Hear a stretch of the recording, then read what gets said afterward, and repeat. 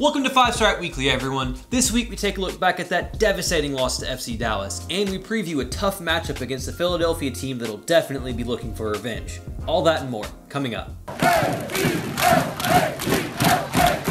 Welcome to the show, 5 Star fam. I'm AJ, this is Tanner McLeod. Before we get into it, become part of the notification squad by hitting the bell next to the subscribe button. So guys, let's get into that frustrating 2-3 loss against FC Dallas on Wednesday. And guys, it was just definitely a heartbreaker, of course, but I thought we played rather well for 75 minutes. We started off kind of slowly, and then, of course, just a disastrous last 5 minutes. But I think there's a lot to unpack, but we need to kind of look at the positives first, I think, because there are some good things that happened before the just implosion. And I think, both of Josef's goals were well worked and well taken. So yeah, the first goal from Josef, it was, just Tito destroying the defender's soul. And yeah, it's like one of those deja vu Josef Martinez sliding in goals at the back post. I mean, he scores that goal literally all the time. What's great about that goal is that Tito has scorched left backs all season, but always that final ball just hasn't been finished. Yeah. That's the first time he's absolutely just had the guy on a plate and then gotten the goal, the assist he deserves. Right. And it was just fantastic play from him from that right-hand side. It shows you how just devastating he is and how direct he is and how good it is to have him back. Hopefully back, but we'll get into that later. Right. But, and a great finish from Josef. He's just a fox in the box, and it's a striker's instinct, when to put the ball in the back of the net. For sure. And it's something we haven't seen in a minute from Josef Martinez, the second goal.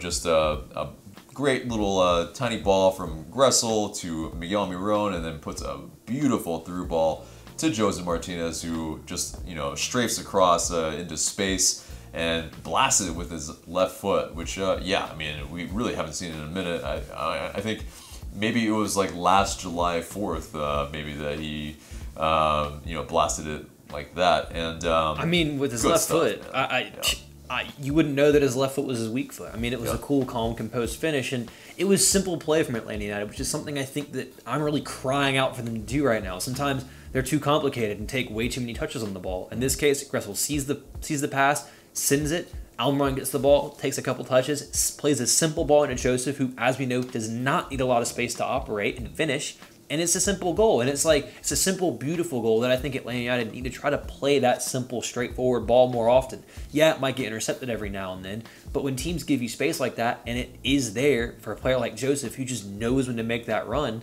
we should just do that more often, as opposed to trying to keep hold of the ball for ages and ages and ages, taking 4 or 5 touches, passing it sideways, recycling it, getting a bad cross in. Just keep it simple. When you have players of that quality, they can take those chances. And when they get good chances that are simple, goals happen. Yeah, and so, when we are more direct, when we are playing it a little bit more simply, I think that's when we're at the really most deadly. And there were times in this match where we were kind of dilly-dallying on the ball. We were playing around the box, and that's really, I think, not just the defensive errors, which we'll get to, it's how probably we got ourselves into that situation in the first place. Obviously, Dallas are a very frustrating side to play against because even at home, they're more than content to go with 2 banks of 4 and defend and then break, but clearly it works. They haven't lost in almost a year, and they got the results they needed. They got the goals they needed when they needed them, and that's really frustrating. And like you said, it was a solid performance up till 75, 80, 85 minutes. And I was actually really happy, and I tweeted about it when Atlanta had to switch to the 4-3-3. A couple of minutes later, that second goal got scored. I thought the team actually, in the short time it played that, I get not a big enough sample size, looked really balanced. I think that's something that they really need to think about moving forward, especially on the road, because the field was very balanced with Gressel and Kratz, kind of taking some more attacking roles in the midfield, and Lorena sitting central and cleaning up space. And I thought it did really, really well and provides teams with a different, look that maybe they haven't seen from Atlanta United before. True. Maybe doing something like that on the road could really surprise some teams. And it's not something that Tata Martino is unfamiliar with. It's what he played at Barcelona. It's what he played at Argentina. So, and it's something that also you can fit Miguel Almiron into a midfield 3 in that scenario, because he can play on the left as that 8, running in and finding that space, in a role to what he really plays at Paraguay. Yep. So, those are some things that I was very interested to see. I think that switching to the back 3, the timing, they didn't get the chance to gel and get used to the system before they were under pressure. That second goal was incredibly frustrating to watch. Yeah. And there's a lot about that. I know I personally, and I had to, you know, I'm gonna put myself out there. I said on Twitter I was very displeased and use the term useless in regards to Escobar, and I'll get into that later. But I was really frustrated with him on that second goal, and less so with wow, that's Miles Robinson's fault, that's Michael Parker's fault. That was bad communication and a poor play that led them to both taking the same guy and a guy getting in on goal.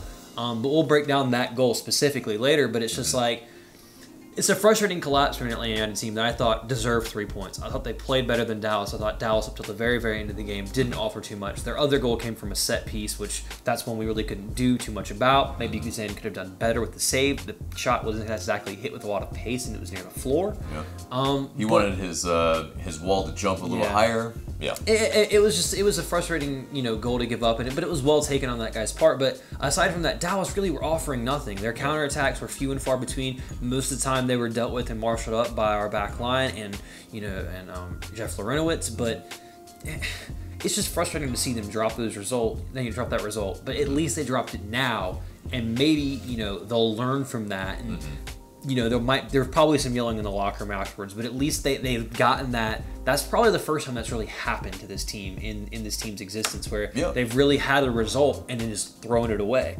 So maybe it can be, you know, trying to be positive. They can take that and turn it into a learning experience, so it doesn't happen again, and they keep that focus late in the game.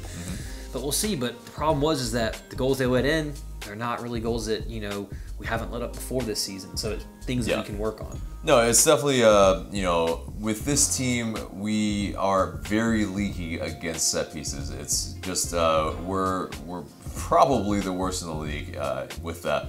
It's pretty bad. And with that, I mean, I think, you know, a lot of our frailties were shown, especially defensively here. You know, we got to learn how to close out matches a little bit better, especially when we have them in the bag for the most part. Yeah, I agree that some of the timing of those substitutions, you know, it's better if we had possession. But before that second goal, we were, you know, actually being attacked at that point. FC Dallas had the ball. It just wasn't the time, I feel like, to you know, to bring in and change the shape. And you know, I think it's almost a little bit of a muscle memory at that point too, where they've been, you know, high pressing for the entire match, and then all of a sudden, you know, the instructions maybe, you know, just maybe weren't heard completely throughout the entire team, and then you know, you have Escobar caught up really, really high on that second goal. You know, and let's get into it. You know, yeah, absolutely. It's you know, so it's on the right side. You know, Escobar is, you know, pressing pretty high up. This is my first issue with this goal. One of my first issues with Escobar is that this is not something that is unique to this particular situation. This is something that continuously happens over and over and over again every single time he plays as an out-and-out fullback. And it's something that we saw at the beginning of the season against Houston, something that was highlighted again in this game. At times, he is playing as a fullback who operates in a Pep Guardiola system. He is not a kind of fullback who can function in a Pep Guardiola system. I mean, for Manchester City, Fabian Delph was playing as a faux fullback, and he would come inside into that channel because he's a midfielder who has the ability to link up play short passes, score goals, gets assists. Escobar is not doing that right now. Maybe he can, but as of right now, he's not doing that. At one point in time in the first half, before the water break, he was standing in the D at the top of the 18. At no point in time, unless your fullback's name is Marcelo, should you ever occupy that space. I mean, only reason he is because he's a number 10 that happens to play fullback, and he's the best in the world at it, but that's why he can do that. Escobar is not that type of player. And positionally, he just gets lost. At that point in time in the game, with 5 minutes to go, there is absolutely no reason for you to be past your attacker on the right-hand side. You are trying to guard a result. You're not trying to get a third goal. The third goal is going to come from a counterattack of absorbing pressure, not from pressing high up the field. That's irresponsible and stupid on his part to lose that. Now, if that's an instruction Tata gave him to continue doing that, then for once, I question Tata's decision-making in that position, because it's like, look, this is a team that's good at home. This is a team that's going to be throwing everything at you these next few minutes. You have to get players behind the ball because you know you have the ability, when you win the ball back, to counterattack at pace very quickly and devastatingly. So I don't see the reason for Escobar, who doesn't really contribute in those counterattacks, to be pushed that far forward. We need him almost playing as an extra right-sided center back, which is his best position, on that side of the field. It should not have been Parkhurst and Robinson making that challenge on Urruti. It should have been Escobar with them behind, playing the reserve, picking up that runner. Right. That's how that should have worked. Yep. But unfortunately, he was out to sea. Players get caught watching the ball, not communicating. They get in. It's a goal. Also, I think Brad Guzan can do better at. He gets beat at his near post, which is frustrating for me to see. He gets a hand on it, but still it gets past him. I expect that he can do better than that. And I think he really could have done better on almost all 3 of the goals. No one really did well when it came to that ball going towards our goal. So it was a team failure on that part. But I feel like I have to highlight how just one player losing his positioning and his tactical discipline in a moment like this against a good team that counterattacks with pace can cost you a goal. Yeah, agreed. And I think the third goal is just classically bad defending. There's just slow to react. It's just ball watching. I mean, Kratz and Gressel in particular are really ball watching to a very poor degree. I also criticize Escobar on this one, and some people pointed out, well, hey, that's not his man. But he's just watching the ball. You can't just stand on the edge of the 6-yard box. And by no means is this 100% his fault. This is a total team failure on this set piece. Parkey tried to clear it. Parkey tried to clear it. Both Parkey and Miles Robinson, miscommunication. Again, one doesn't know which one to clear. They can't get it out. Again, then you have Larinowitz, who's slow to react. You have Gressel, who's ball watching. Kratz, who's ball watching. There's too many players standing there not doing anything. And the sad thing is, this is something that's happened repeatedly. So maybe it's something that's not being worked on in training. If so, it needs to be worked on more. Clearly, they are highly susceptible to this, which is a really bad trait to have, especially against teams that you should be better than. Because if they can nick a goal on a set piece, then they can play defensively. That's what we've seen that happen with Portland. We've seen that happen in Sporting KC. We've seen that happen where teams can get a goal off a set piece and then put United on the back foot, putting the impetus on them to attack. And right now they're struggling to break teams down. So they have to work on it, because especially you get into the playoffs against really good teams, one moment can decide it. One lapse in concentration can decide it. And it's something that's consistently happening on set pieces. And that has to be fixed. Otherwise, Atlanta United isn't going to win anything. And so speaking on those set piece, there's a stat that says, Atlanta United has given up the second most set piece goals in MLS, and 35% of those total goals against us are set pieces. That's ridiculous. An enormous amount. I mean, the fact that over a third of goals scored against Atlanta United come from set pieces is just infuriating. That's honestly incredibly poor. And it is a total team failure on that point, because set pieces is a team. That's one of the most team-centric plays in soccer. Everyone has to communicate, because almost everyone is in that box. There has to be that communication. That comes from the goalkeeper and the captain in particular, but it's also each individual's responsibility to pay attention to what's going on and know that they cannot watch the ball. Their responsibility is not the ball. Their responsibility is the man that they are marking. If he's attacking the ball, attack the ball. If he's not, stay with your man, so if the ball gets there, you can clear it. But too often right now, we're stood watching the ball, watching it go in. And it's everyone. I mean, it's everyone on those set pieces. It's every single time you go back and look. Portland, there were three or four players. Gressel was particularly susceptible to it. Larinowitz has been, and Escobar has been as well. He was very guilty on the Portland goal on the set piece. So these are things that have to be worked on defensively, and it has to be worked on until it's at least decent. Otherwise, this is a massive chink that teams are going to absolutely continue to attack when they can, because they know they can get a goal from it. Yeah, and I think there's definitely weaknesses within height within our team, obviously, and people are gonna maybe say something like that, but I think that's why Miles Robinson was brought on at that point, because he does have the height to be able to deal with that type of stuff. But I think it also pairs with the discipline and also not switching off. Well, I mean, you have to consider that the last two set-piece goals that Atlanta have given up has come when it's the second ball. It's when the ball's played along the floor. It's not the ball in the flight of the air where someone's getting beat in the air. It's the ball gets through, people start ball watching and leaving their runners, then it gets kicked about, and then it goes in the back of the net. I mean, against Portland, that's what happened. It makes a save, and it gets hit back in because everyone's going, oh, there's the ball. He made a save. Oh, crap, there it goes. Same thing against Dallas. The ball comes in, it gets kicked around, and 4 or 5 guys are just standing there saying, who's going to do it? No one's taking the responsibility and just doing it Right. because they're ball watching. Yeah. And it's like, it's not, if you're losing in the air, maybe you can accept that going, okay, this is something that we can't really help. Maybe we have to double mark people, put more people on the post, do something.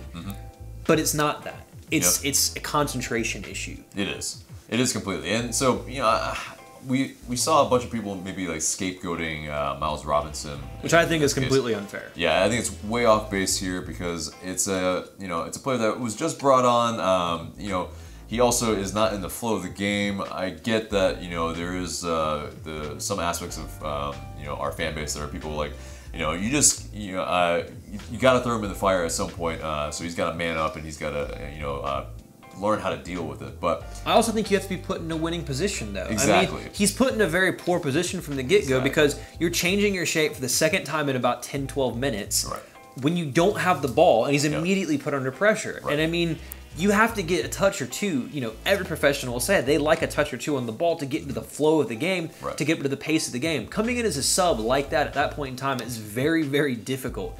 And he's a young player who has shown a lot of potential and a lot of promise this year. So I don't think just that one. I mean, it's not just his fault. Michael Parkhurst missed 2 right there. So it's like on both times. So it's not just Miles Robinson's fault. It's a team collective, you know, failing. So I think singling out him.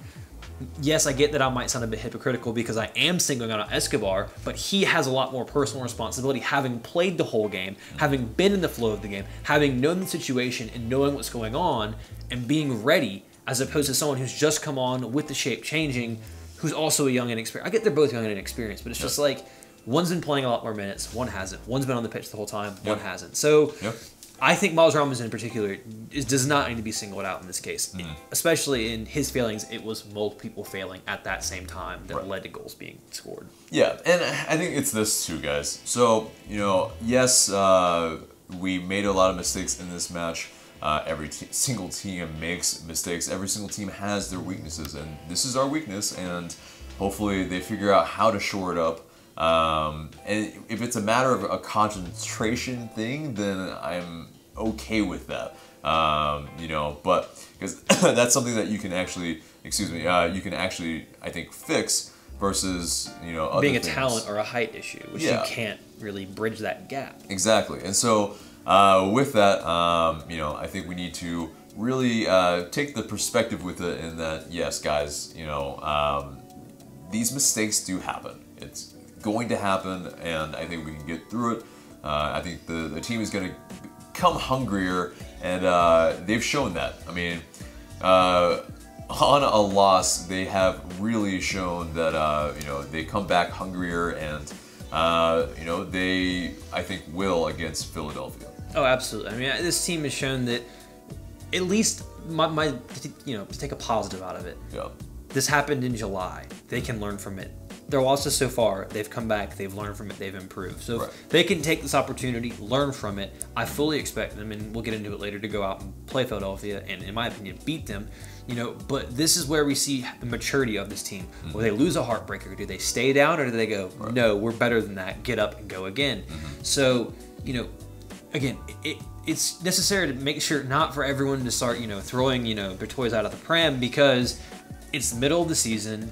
It's going to be frustrating. A lot of fans are like thinking the sky is falling, and if you are frustrated and you want to voice your opinion, that's fine. I have no issue with that. But, you know, if you thought it was going to be all roses and 3-0 wins over and over again, and United are going to go 34-0-0 and not be frustrated, I hate to explain it to you, but sports is a frustrating game, and soccer in particular can be very humbling. Just watch the World Cup. The better team can lose, and it's going to happen sometimes. As fans, we have to get used to that. This isn't the first time this is going to happen, that we're going to be sitting here lamenting the fact that Atlanta United lost a game they were winning in the last few minutes of the game. It happens. We're also going to be sitting here saying, man, how did Atlanta United do that? Because they're going to do it. It happens for everyone. That's the nature of the game.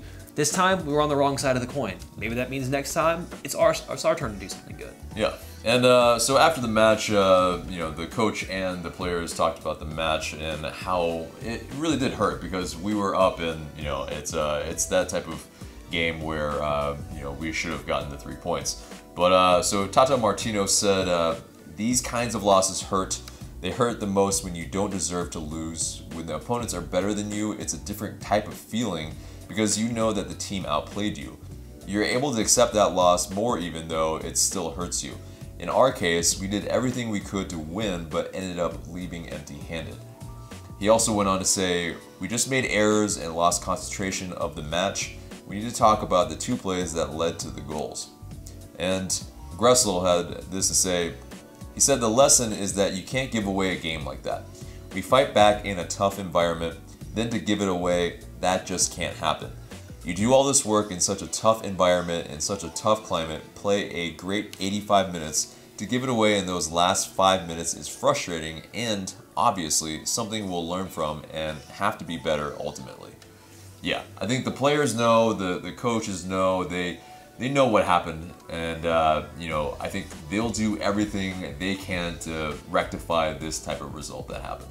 And moving on to the news, looking at our CONCACAF Champions League table of the 2017 and 2018 aggregate, you know, we are looking pretty, and we're at 92, and we're you know, 4 points above NYCFC with a ridiculous goal difference, which is pretty good. Plus 47. Plus 47. Not too shabby. Yeah, versus their 23. Yeah, there's a big difference in terms of that. But so, you know, looking into that, if that's the way we get into the Champions League, it ain't too bad. Yeah, I mean, right now they're on pace to probably go somewhere between 130 and 140 points for the 2 seasons combined. Not too shabby. If they keep on the pace they're at, I fully believe that their goal difference will be, you know, around the plus 30 mark that it finished at last season. Right. So we can get plus 60 over 2 years. It's not too shabby. So, you know what? Maybe they don't win the MLS Cup this year, but they're showing improvement, and they're showing they're a good team, and they're going to continue to get better. The longer they're in the league, the more they learn the league. And, you know, I think the Champions League is a place that Atlanta United can play in, and I think it's a place where we have the style of play and the talent to win it as well.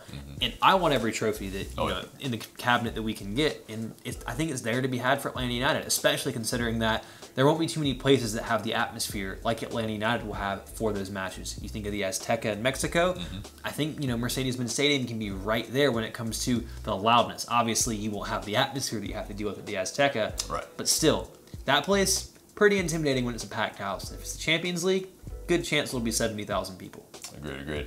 And yeah, so Josef Martinez, he's on a ridiculous scoring pace.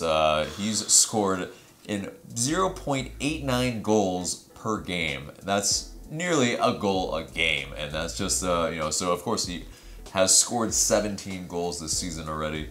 You know, everybody else is pretty far off, and so. In terms of the Golden Boot, he's the leader. He is definitely, you know, on pace for probably around 30, maybe even 34, which, you know, is around about where the record is. So. Actually, that would absolutely shatter the record. The current record is held at 27 goals. Yeah. He has 15 games to get 10 goals. At the rate that this guy is scoring, he's probably got another hat trick in him at some point in time, and he is absolutely ruthless. I think this guy is absolutely on pace to shatter that goal record. He's looking at 30 goals for the season. I know he personally wants that because he's the best striker in MLS. And right now, he might be the best player on Atlanta United because he is scoring, again, at a ridiculous rate. If Josef Martinez is, you know, playing in Europe and this counted towards the European top 5 leagues, he'd be 5th behind the likes of Neymar, Cristiano Ronaldo, and Messi. Think about that. That's how efficient and ruthless this guy is in front of goal. I mean, he scored 37 goals in 41 career appearances for Atlanta United. And what's even crazier about that right now is the fact that this season he's changed his game even more. As opposed to being a straight poacher that he kind of was last season, he has turned into a complete forward, dropping into space, playing in, you know, Miguel Almiron, getting assists like you saw against Orlando. That's an incredible quality to have, and you can see how confident he is on the ball and how he demands the ball. That's what you want to see in a striker. You want to see a striker that knows they're going to score, that wants to get the chance to score. And I love it. I think that any people who had criticisms of him earlier this season, I'm sorry, you can have your criticisms if you want, but he's putting, you know, he's delivering the goods. He's scoring goals like no one has in this league's history.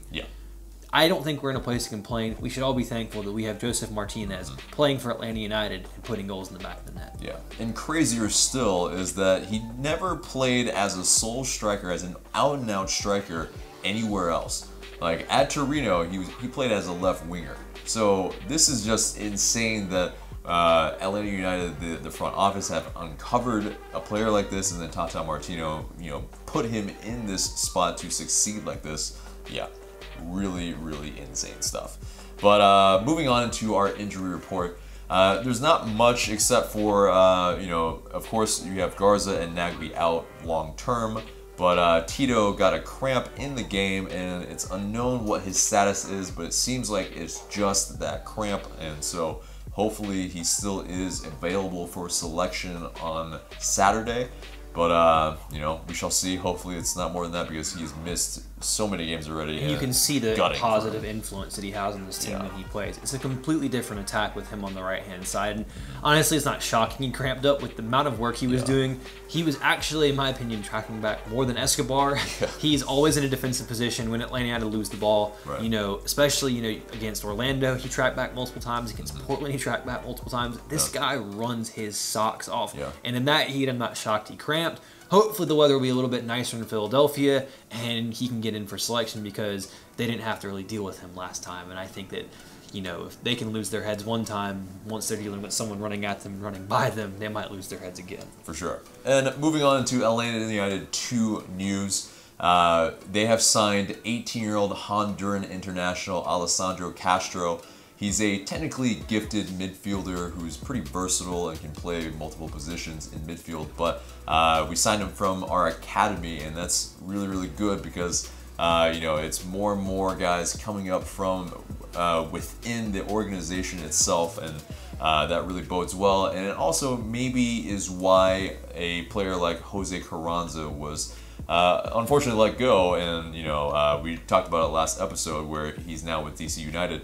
And so, he's a guy that has a lot of promise, and, it's a guy, I think, the more he gets developing time at Atlanta United 2, it's... we can see him in the first team. Yeah, I mean, from everything we've been hearing, this guy was absolutely asking questions at the academy level. He forced himself into the conversation to be called up to Atlanta United 2. He has earned that, and that's what you want to see from an academy. I mean, when your players are, basically forcing you to get them into the second team, that's awesome to see. And yeah, maybe the results are going to be tough at Atlanta United too, but the experience that these guys are getting against grown men as 18-year-olds is something that can't be overstated. I mean, it happens all the time in the UK. You'll see teams loan out their players to lower leagues, League One, the Championship, tough, hard leagues, physical leagues, where they get battered around. They learn how to become grown men and be confident in that game.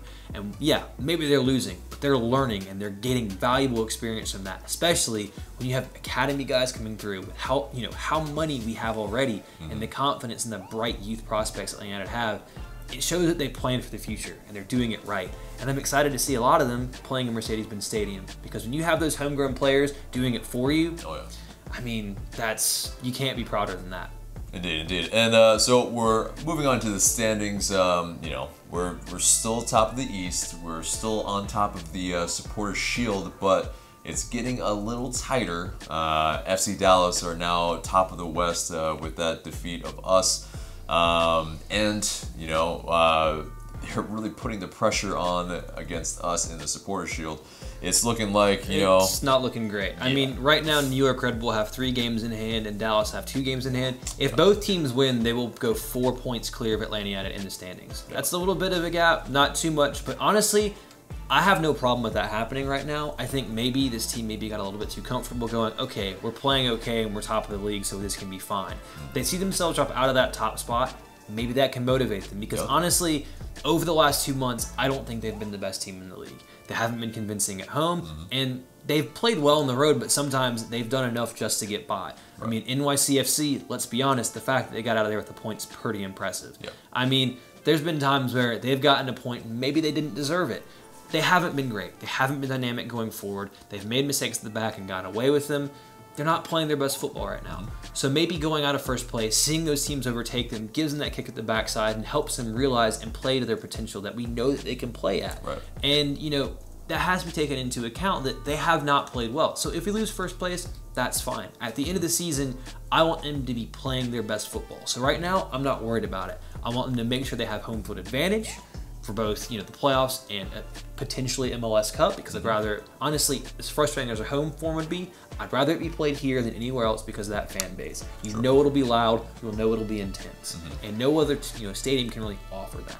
Right. So they'll be fine. They have games that they can win the rest of this month. They have a fixture list that I think is not too difficult, so they'll be all right, I think, long term. But right now, do they deserve first? No, not really. Is it a big deal if you're not first place in August or July? No. It matters what's happening at the end of October. So we'll see what happens when we get there. But right now, well, we are where we are. Yeah. And so moving on into our mailbag questions from you guys. Thank you guys for sending that in. Remember to tag it with 5Stripe Weekly, hashtag 5Stripe Weekly, so that we can find it on either Twitter, or you can send it to us on Instagram or on Facebook. So send in your questions each week and we'll try to get to each one. But the first one comes from Ashley Meyer9 on Instagram. She asks, what is your opinion on Mikey Ambrose? I feel he has good moments, but in the first game he got started, and counting on from there, he loses his man when he is on the back post. He has glimpses of greatness, but I think his overall game needs work. Yeah, I think that's somewhat fair, but I think he's more than serviceable for a fullback for Atlanta United. Yeah. Right now, obviously, I think something the team is lacking is the fullback play they had last season. The interactions between Greg Garza and Yamil Assad on the left were incredible, and you honestly ended up finding a gem in Anton Walks, who was giving you some really solid minutes and very, strong minutes on the right-hand side. He was very good defensively and ended up growing into a player that was very responsible for the areas he was supposed to be, in charge of. Right now, you're missing that. You're obviously not going to get as much from a Mikey Ambrose, but that's to be expected. He's, a little bit of a younger player. Maybe he's not as good, but again, he's more than serviceable. He showed you against Orlando. He can do his defending and his attacking. He works hard as well. So I think, especially at, MLS, I think he does just fine. Right. Is it a step down from the Garza we saw last season? Yes, but to be fair, in the Garza we saw this season, it's not that much of a of a downgrade in my opinion. So I think he's doing a decent job so far, and I have no problem with him being inside. My more concern is on the right-hand side, and I think we'll get into that a little bit later. Right. And, also, in terms of someone that could replace Mikey Ambrose, obviously, Chris McCann is another person that could deputize for Greg Garza in his injury steed. But, obviously, Chris McCann, while he is really good on the ball as well, he doesn't have the speed of a Mikey Ambrose, but he does have a good cross in him, and he's a little bit more reliable, possibly, defensively. He definitely has the height to maybe be able to deal with the lobbed crosses and stuff like that. But I think it's definitely a more conservative option if you don't want to see as much attacking from your fullbacks, which is fine against strong teams. I have no problem with Chris McCann being in that position. He showed at the end of last season he can absolutely play that role. So against a team maybe you're not as adventurous, or you trust your attackers to get the job done, which, let's be honest, we know they can. So I think it's absolutely an option. But right now I think they're all right when it comes to fullbacks on the left-hand side. Again, my concern is really right fullback. Right. And another question comes from Amanaduit. Sorry if I mispronounced that. That's my best shot at that. And it comes from Instagram. He asks, do you think Atlanta is cursed with sports in general? Smiley face.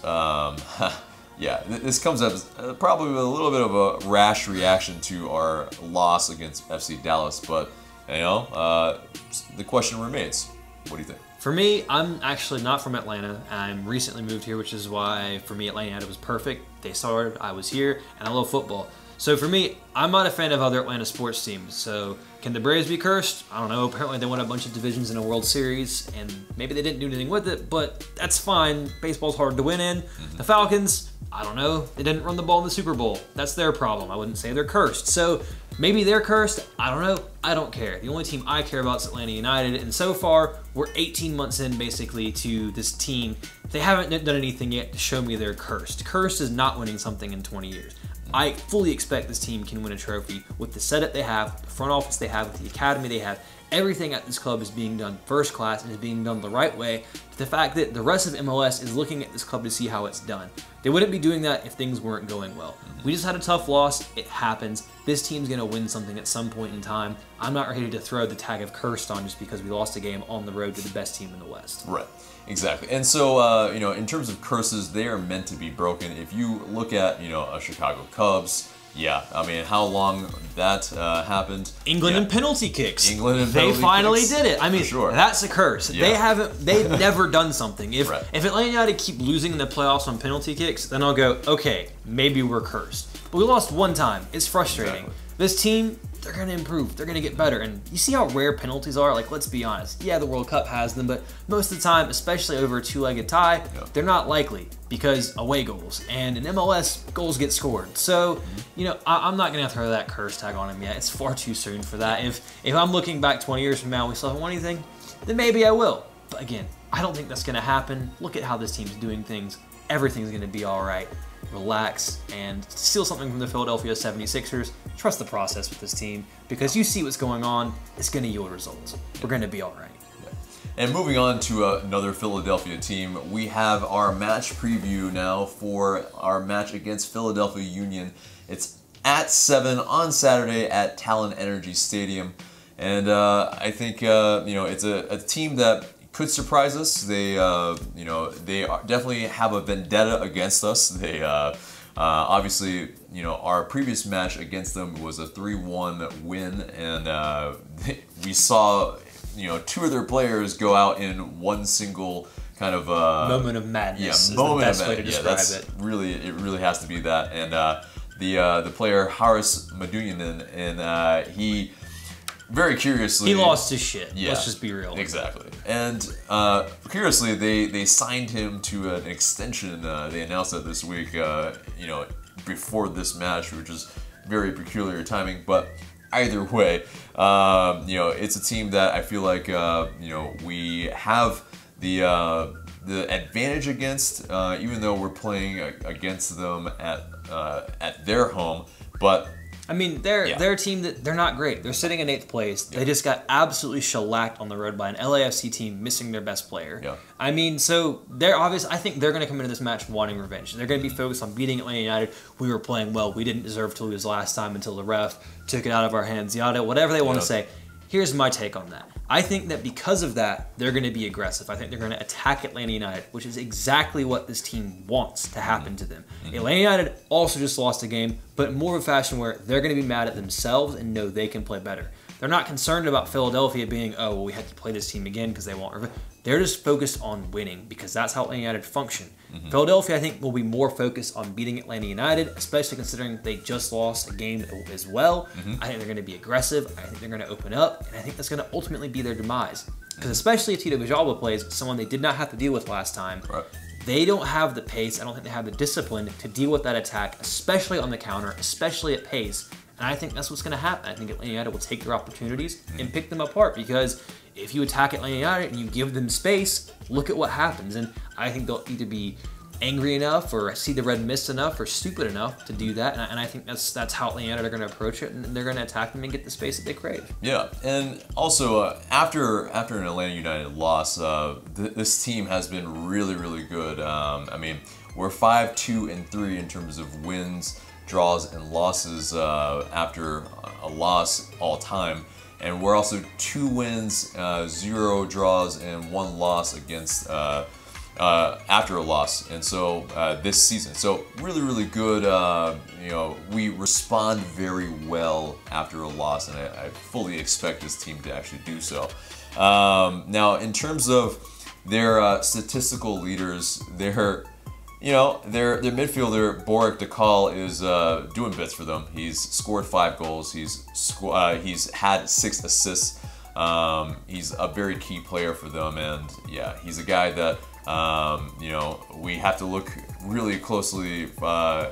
You know, we had to deal with him last match, and I think he was a guy that I think put it in the back of the net against us. Yeah, so. I mean, he's a really canny operator in midfield for them, and he's going to be a player that we have to track his late runs coming into the box. Yeah. If he's a player that clearly has the ability to distribute and score goals himself, it'll require the midfield to be very focused and not stretch themselves out. Again, I think what would be an interesting tactic is, I think that in the very beginning of that game, Philadelphia are going to try to go at Atlanta United. I think Atlanta United should actually allow them to have that ball and give themselves some space, because I think if they do that, they'll be so focused on trying to get that opening goal that Atlanta United can hit them on the counter. And I think Atlanta United can play, tactically sound defense. It's happened. They can do it.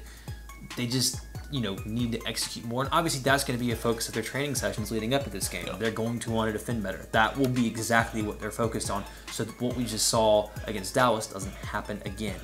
But, I still think Atlanta United are a better team in almost every position on the pitch, and I think that that talent will shine through. And, getting into how they line up, I think if Tito's fit, if he's just cramped, he's going to play again on the right. My big question for me is fullback and right back. I personally would sit Escobar this game. Maybe some people said it was a big decision to drop him, but I think he was probably singled out in that locker room yesterday. I mean, those guys know the game. They know he kind of let them down in a few situations.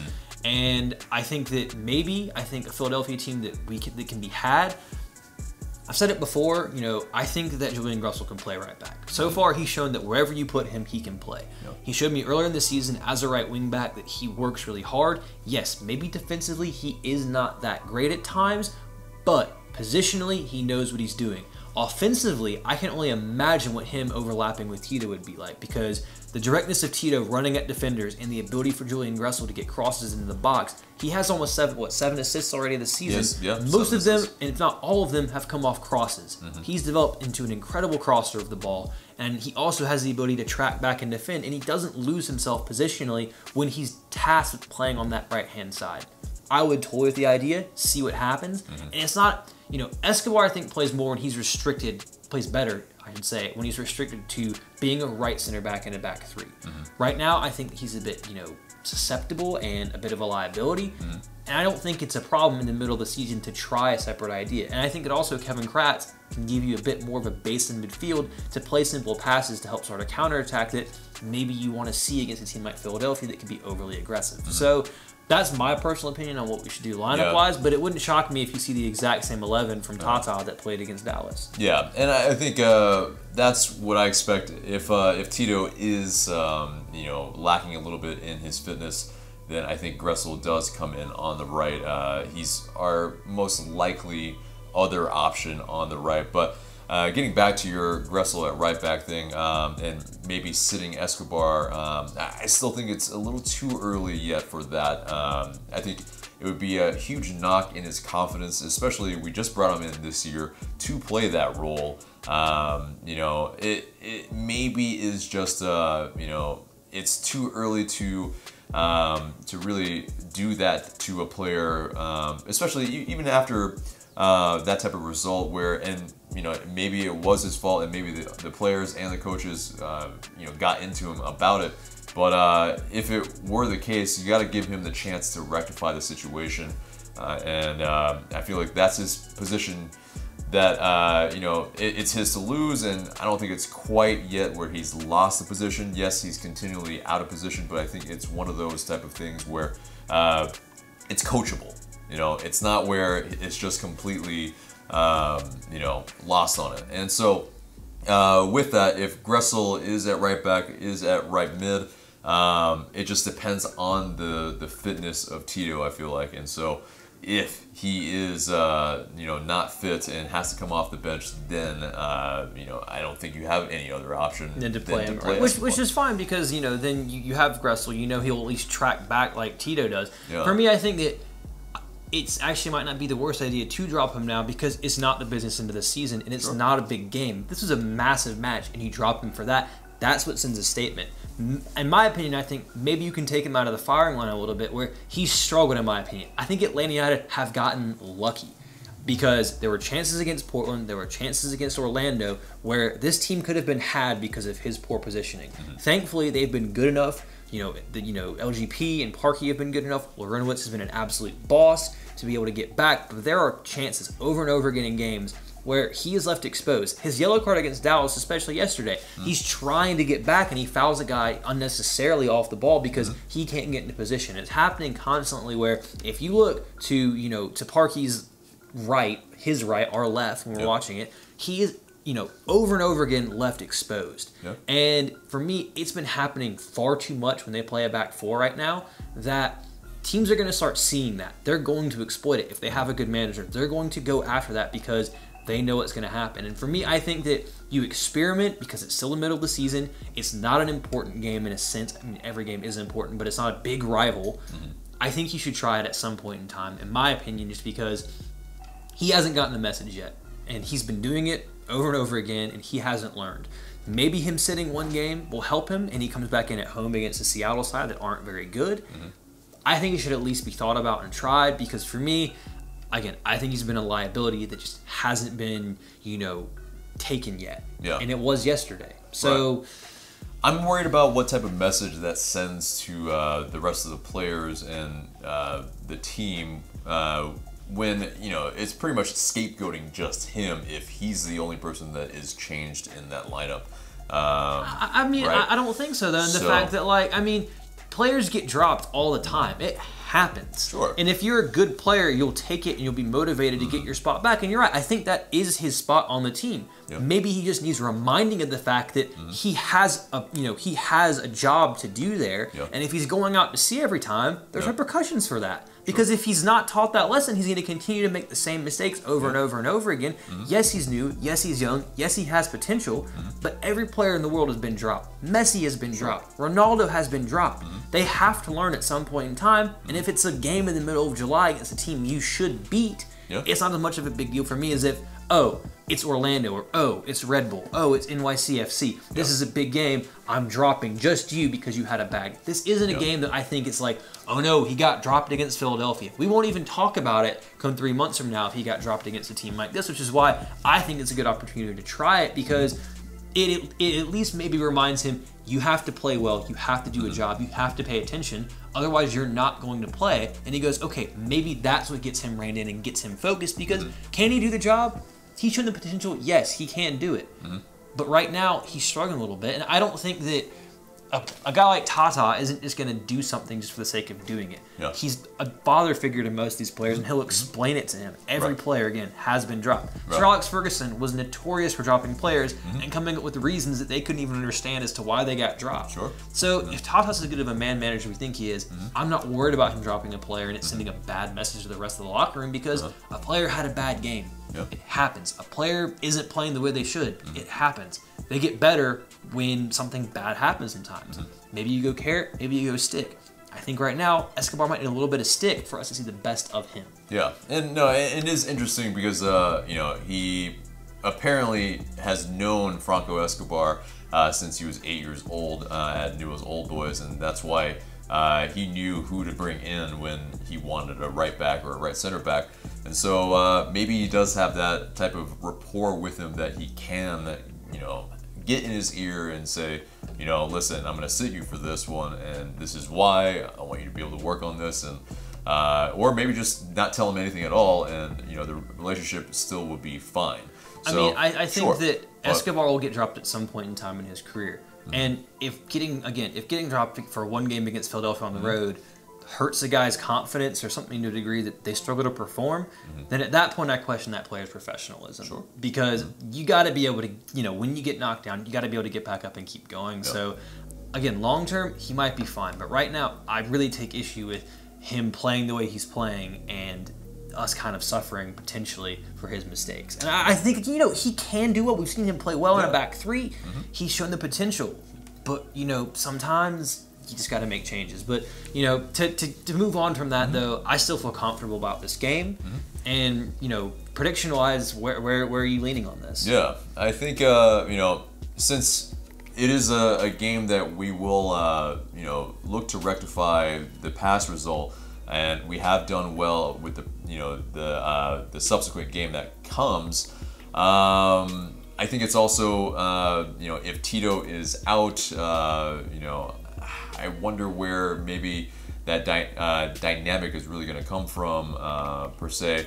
So in terms of how many goals we score, it won't be like a crazy amount. I think it's probably a 2-1 win in our favor. Yeah, I absolutely agree with you. I had 2-1 on for Dallas as well, and I felt really comfortable about that until we threw it away. But yeah. I think this team has 2 goals in them. I think they'll give up a goal, but I think it'll be good for actually to see them in that same position again this coming match and see how they respond to being in that same position last game. I think if they're in that situation again, they'll be much more focused and determined to see that result out. I think Philadelphia will leave space for this team to attack with the form that Josef is in, with the form that Miggy's coming into right now, with the form that Barco's coming into. I think this team has the ability to break this team down, execute when they get that space and score some goals. I think they will. I agree. I don't think it'll be too many, but 2-1's how I see it, and I think that they will take the 3 points on the road this time. All right, yeah, so that gets us to our 5-Stripe Weekly question of the day. So what is it? For me, I think it's pretty obvious. I've been going on about it both on Twitter and on the podcast, and I'm going to put it out to you. And honestly, I kind of expect a lot of people are going to say keep him and kind of side with you. But my question this week is, do you think Franco Escobar should be benched from playing right back right now? Please get down in the comments. Let us know what you think. Is that his long-term position? Should he get dropped for 1 game?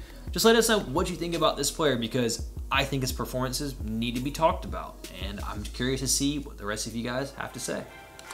But that's it for us today, guys. And remember to subscribe if you haven't. Remember to smash a like and share this video because it really does help us a lot. And for Tanner McLeod, I'm AJ. Thank you guys so much for watching.